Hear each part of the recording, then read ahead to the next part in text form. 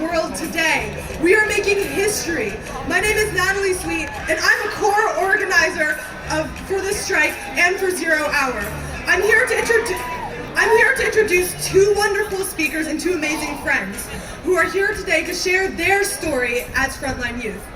Please welcome Kevin J. Patel and Isabella Felehi, incredible organizers and friends.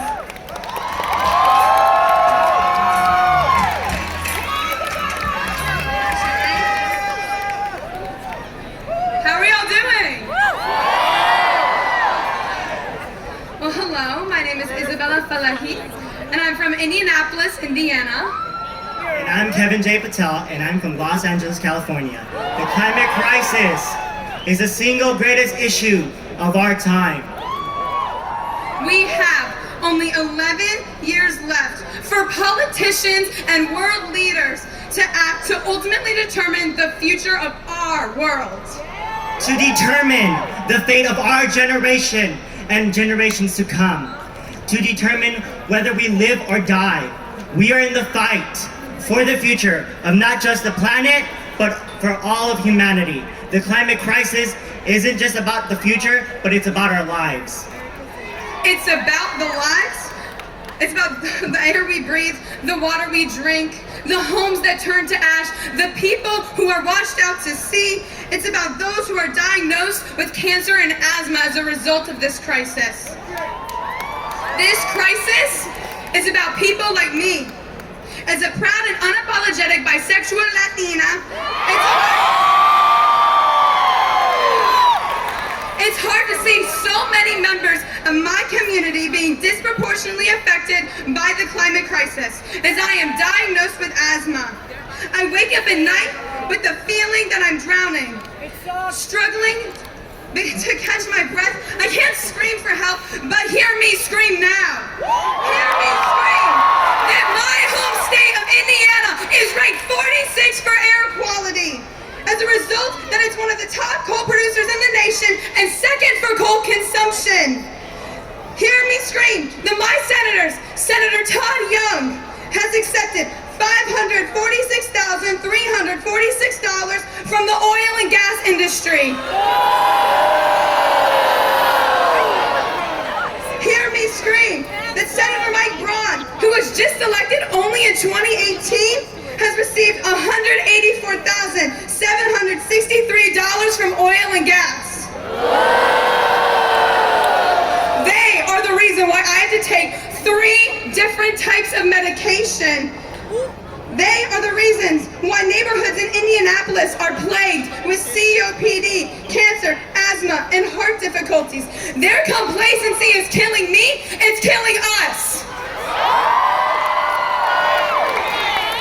I too face the devastating effects of the climate crisis. When I was in 6th grade, I was diagnosed with heart palpitations as a result of living in Los Angeles, one of the most air polluted cities in America. I recall spending most of my middle school years in and out of the hospital. My parents were scared for me, and still are to this day. Now that I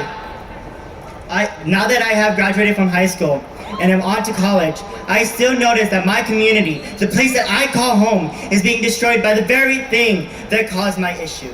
The state of California, is known to be the bluest state in America, but yet we are still affected by wildfires, droughts, and heat waves. And having communities where some of my friends and family members live near oil refineries, being affected day in, day out, that is not an excuse to not act on the climate crisis. It is not the communities of the rich and affluent Los Angeles that are affected by the climate crisis. It is the low-income communities of color that are. I too want my Senator Dianne Feinstein to hear my voice as we as youth are dying. While you may not support the Green New Deal, it is what's necessary, it is what the youth demand.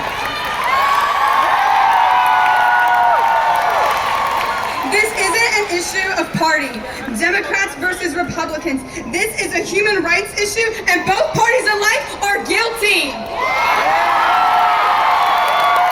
They are guilty of staying silent in the face of a burning world. Politicians don't simply get a medal for believing in facts. because simply believing has never done anything for our communities. Oftentimes in our fight for climate justice, the climate movement and media tend to leave out the voices of frontline youth and youth of color. But we are here to say that we will no longer be silenced into submission by the media or the climate movement, because it is ultimately benefiting Exxon, Chevron, and the Koch brothers who want us to stay silent. They know our power. They know that we are a threat.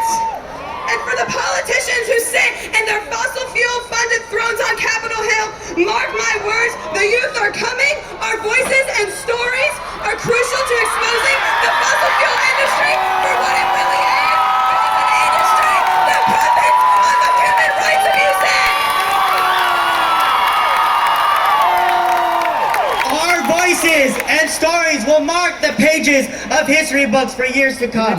We are the youth who took our pains and struggles and said that we refuse to be the last generation. We refuse to see our communities being destroyed for corporate profit.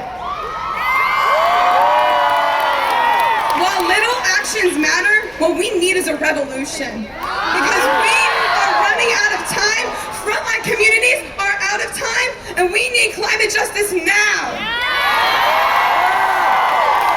Frontline communities are here to lead the fight. We are here to take back the lives that were stolen from us. We don't have a hidden agenda. We simply want to live. We are leading this fight because we can see through the bullshit and the lip service that politicians give us. Because they don't want to tell us to our faces that my wallet is more important than your life and your community. We are not afraid to call it like it is, because we have nothing to lose. You have already stolen our childhoods, our health, our safety, our homes, but we will not let you take our future. Together, we will unite to be the last generation that changes the United States of America. We will be the generation to change the fate of the planet, because we are tired of hearing the same discussions about solutions when we already know what must be done. We must act on the climate crisis. We don't have time to laugh ignoring the facts that the Amazon is being burnt or that pipelines are being built within indigenous communities. Having the climate crisis affecting our communities, our generations, and future generations to come isn't something I want. I don't only want politicians to hear the science, but I want them to act on the science. The climate crisis is a fact of life that people in Los Angeles and cities around the world are experiencing with every day. It isn't just a grave threat to our environment, but our health, to our communities, and it shouldn't be debatable. We have one last message to Congress and the White House. I am no longer asking for permission to live.